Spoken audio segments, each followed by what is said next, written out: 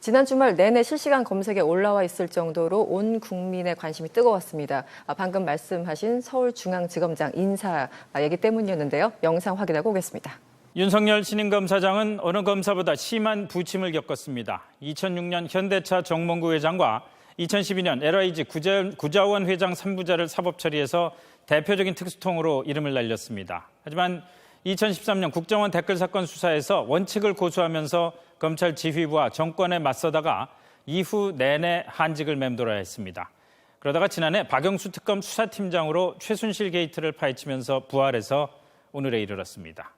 윤나라 기자가 설명해 드립니다. 중대 선거 범죄에 대해서 즉각적으로 수사하는 것을 못하게 한다는 것은 그거는 위법의 소지가 있는 것이기 때문에 위법을 지시를 하면 그건 따르면 안 되는 거고. 지난 2013년 국정감사에서 국정원 댓글 사건 윤석열 수사팀장이 지휘부의 외압을 폭로했습니다. 외압의 당사자로 지목된 조영곤 당시 중앙지검장은 눈물까지 흘렸습니다. 윤 팀장은 조직을 사랑하지만 충성은 윗사람 개인에게 하는 것이 아니라며 조직의 치부를 밝혔습니다. 대검 중수과장과 서울중앙지검 특수 1부장을 역임한 정통 특수통이면서 정몽구 현대차 회장의 영장 청구를 망설이는 수뇌부를 찾아가 구속하지 못한다면 사표를 내겠다고 버텨 결국 영장을 받아낼 만큼 강경한 원칙주의자이기도 합니다. 원칙을 고수한 대가는 혹독했습니다. 댓글 사건 외압 폭로 이후 3년이나 한직을 돌아야 했습니다. 하지만 지난해 박영수 특검팀에 합류해 자신을 한직으로 보낸 정권의 비리를 수사했습니다. 검사가 수사권 가지고 보복하면 그게 깡패지 그게 검사입니까? 네. 정권에 맞서며 깊은 골을 지나야 했던 검사 윤석열은 검사장 승진과 함께 전국 최대 검찰청을 이끄는 파격 인사의 주인공이 됐습니다. 갑자기 이렇게 좀 너무 벅찬 직책을 맡게 돼가지고 깊이 고민을 좀 해보겠습니다. 어떻게 할지. 윤 지검장 보면은 이게 검사 맞아? 약간 이런 느낌도 들고 소위 말하는 국민 검사 하나 제대로 탄생한 것은 아닌가 여러 가지 참 평가들이 많습니다. 늘 뉴스에 그 검색 순위 1위를 차지하고 있는 것 같은데요. 어쨌든 이번에 뭐 윤석열 검사하면 국정농단 사건과 분리해서 볼 수 없는 사람 아니겠습니까? 네, 어떻게 그렇죠. 이거 연관되어서 넘어갈까요? 네. 그러니까 인선 이유에 대해서도 이제 처음에 밝힌 거는 국정농단 재판을 마무리를 해야 됐고 네. 또 재판 그동안에 검찰에서 미진했던 부분 대표적으로 뭐 문건 유출 같은 부분에 있어서도 수사가 제대로 안 됐다는 부분을 수사를 해야 된다라는 그런 명분이 있는 거고요. 두 번째로는 이분의 기수라든가 연배라든가 이게 참 절묘해요. 그렇죠. 이게 서울중앙지검 이제 전 이영렬 지검장 같은 게 18기였고, 네. 근데 이분은 딱 23기란 말이에요. 5기수로 건너뛰어버렸어요. 그래서 서울중앙지검 밑에 일선의 지검장들이 다 19기에서 21기입니다. 네. 그동안에 검찰의 조직 문화를 놓고 봤었을 때는 이걸 받아들이기 어려운 조직 문화인데 또 절묘한 게 이분이 서울법대 출신이시긴 한데 당시로서 사법시험에 굉장히 늦게 합격하는 바람에 네. 34세 검사에 임명이 됐어요. 네. 그러니까 봉기 기수들 내지는 밑에 연수원 기수 후배로 보자면 낫지만 또 연배나 학번으로는 또 안 밀리는 그런 그렇죠. 이상한 또 자리를 갖고 있고 이분이 들어가면 검찰 개혁을 또 어떻게 할 것이냐. 이 앞서 영상에서 보셨듯이 뭐 정치적으로 어떤 활동을 할 그럴 스타일은 또 아니란 네, 말이에요. 네. 오늘 취임하지만 취임식도 안 한다고 했거든요. 그러면 할 수 있는 일은 결국에는 자신의 원칙대로 검찰이 해야 할 바를 원칙대로 밀고 나오면 되는 거예요. 그걸 하기에 가장 적임자인 겁니다. 그럼 그게 못 견디는 사람들 입장에서는 못 버티고 나가면 그만인 거예요. 네. 그러니까 그런 아주 절묘한 카드라고 저는 보고 있고 대신에 또 그렇게 원칙을 몰고 가는 사람답게 각도 많이 잡히고 주변에 네. 원성도 있을 수밖에 없겠죠. 그런 네. 부분들은 앞서 말씀드렸던 이제 대검 차관이라든가 이런 분들이 다독이는 역할을 맡으면 되는 거고요. 네.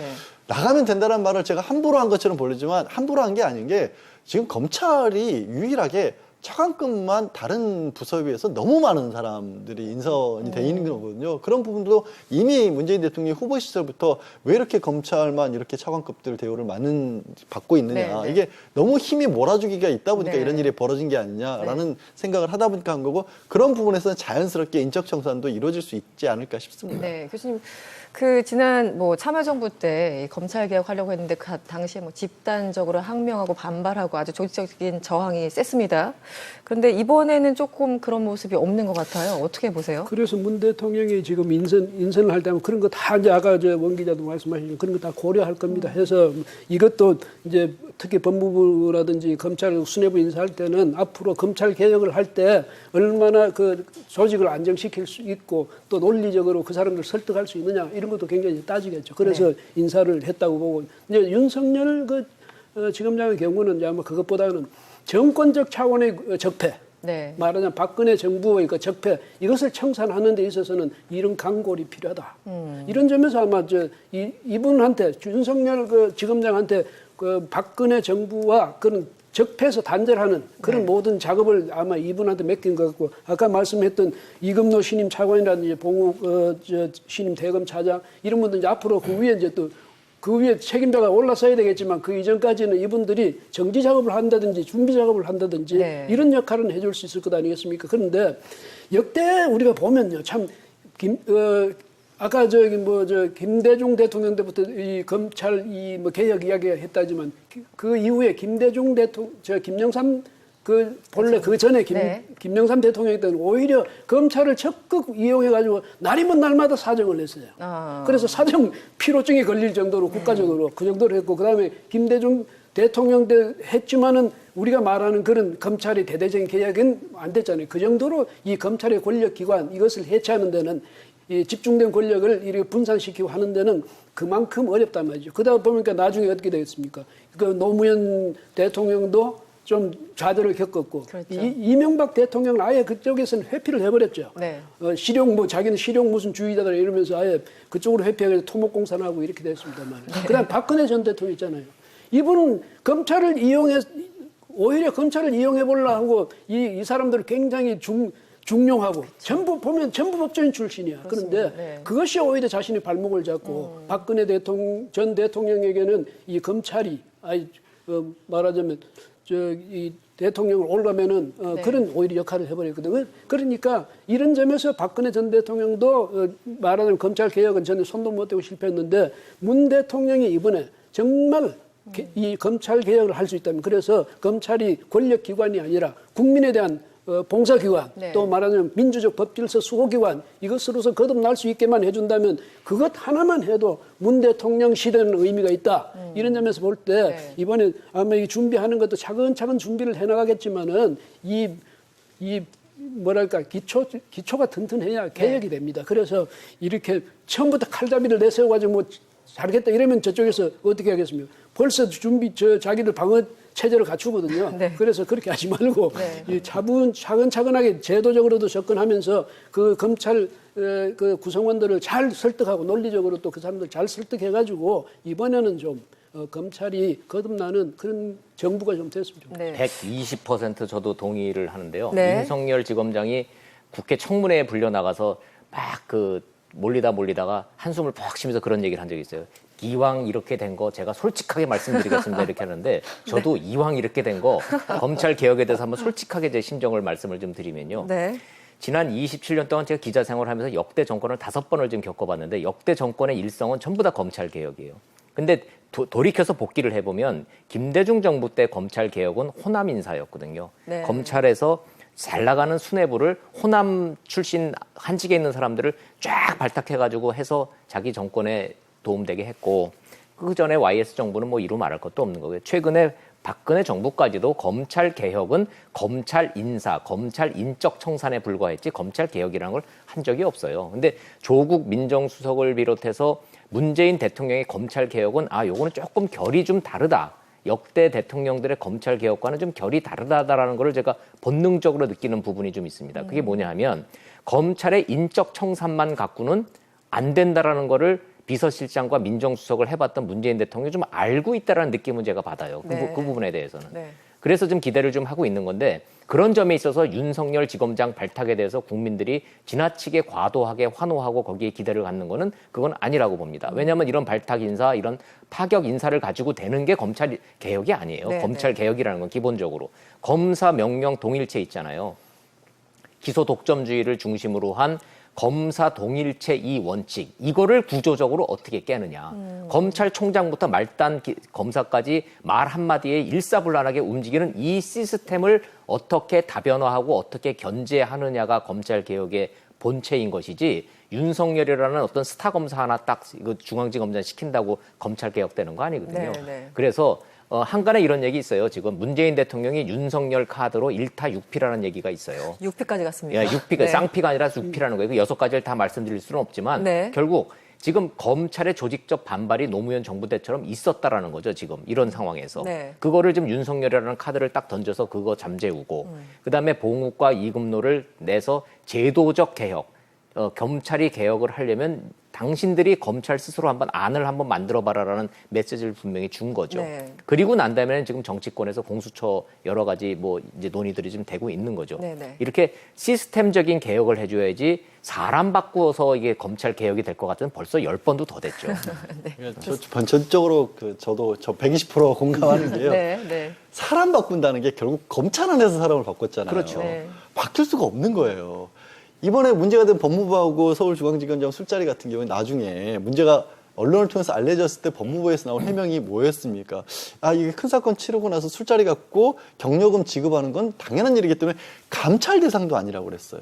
그게 법무부 검찰의 현실인 거예요. 네. 그러니까 뭐가 문제인지를 그냥 안에만 머물러 있기 때문에 불감증이에요. 아예 몰라요. 네. 그래서 외부에 고비처 같은 것들이 필요하다는 게 저는 고비처 하나만 들어놓는다고 해서 모든 것이 해결이 되진 않는데 다만 다른 사람들은 수사를 이렇게 하고 다른 사람들은 이런 생각을 갖고 있고 네. 다른 조직에서는 이렇게 일을 하는구나를 알려주는 것부터가 시작이에요. 그래서 저는 100% 인적 정산만으로 안 된다는데 정말 120% 공감합니다. 네. 그런 점에서 네. 이 검찰과 이 사법개혁과 관련된 청와대 인선에서 딱 한 가지는 저는 좀 지적할 만한 부분이 김형년 판사가 법무비서관 간 거에 대해서 지금까지 법무비서관 자리가 검찰에서만 가던 자리인데 네. 판사 출신이 갔다 그래서 좀 언론이 거기에 의미를 부여하고 있지만 사실은 가만히 들여다보면요. 검찰은 행정부예요. 행정부에서 뭐 논란의 여지는 있지만 행정부 검사를 청와대 비서관으로 데리고 가는 거가 더 문제가 있는 것인지 네. 엄연히 삼권 분립이 돼 있는 사법부의 판사를 청와대로 데리고 가는 것이 더 문제가 있는 것에 대해서 우리가 논의는 좀 한번 해볼 필요가 좀 있는데 네. 청와대에서 여러 가지 고민이 있었겠지만 이번만큼은 검사 출신이 아니라 판사 출신을 통해서 대통령을 보좌해야 되겠다는 그런 의지와 달리 그 뒷면에는 삼권 분립 문제를 이렇게 쉽게 청와대가 생각하는 이렇게 기준을 자꾸 자기 스스로의 기준에 대해서 이 엄격함이 점점점 줄어들면 여러 가지 문제가 생길 수 있다는 점 한번 지적을 한번 해보고는 싶습니다. 네. 때문에 위법을 지시를 하면 그건 따르면 안 되는 거고 지난 2013년 국정감사에서 국정원 댓글 사건 윤석열 수사팀장이 지휘부의 외압을 폭로했습니다. 외압의 당사자로 지목된 조영군 당시 중앙지검장은 눈물까지 흘렸습니다. 윤 팀장은 조직을 사랑하지만 충성은 윗사람 개인에게 하는 것이 아니라며 조직의 치부를 밝혔습니다. 대검 중수과장과 서울중앙지검 특수 1부장을 역임한 정통 특수통이면서 정몽구 현대차 회장의 영장 청구를 망설이는 수뇌부를 찾아가 구속하지 못한다면 사표를 내겠다고 버텨 결국 영장을 받아낼 만큼 강경한 원칙주의자이기도 합니다. 원칙을 고수한 대가는 혹독했습니다. 댓글 사건 외압 폭로 이후 3년이나 한직을 돌아야 했습니다. 하지만 지난해 박영수 특검팀에 합류해 자신을 한직으로 보낸 정권의 비리를 수사했습니다.